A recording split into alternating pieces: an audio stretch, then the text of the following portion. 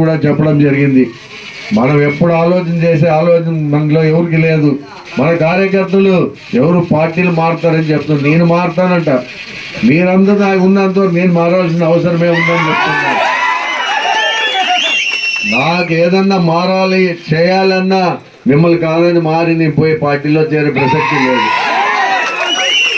ఎవరు వాళ్ళు ఎందుకు ఇప్పుడు మనం పిలుచుకోవాలని ఆలోచన ఉంటుందో ఆ తెలుగుదేశం వాళ్ళకి ఎందుకు బూగులు పుడుతుందో నాకు తెలియదు.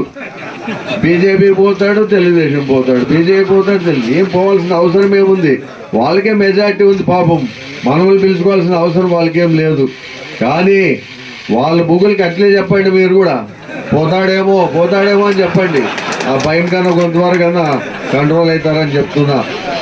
వాళ్ళు ఏదో చెప్పుకుంటున్నారు, మనము మీరెందుకు ములికి పడుతున్నారు మన వాళ్ళు కూడా చెప్తున్నారు. దయచేసి మిమ్మల్ని కాదని, నా కార్యకర్తలు, నా నాయకులు, నా దేవుళ్ళు కాదని నేను ఎవరు ఏ పార్టీ మిమ్మల్ని మీతో మాట్లాడిన తర్వాతనే ఏదైనా పోవాలనుకుంటే పోతా తప్ప నాకు పోవాల్సిన ఆలోచనే లేదు.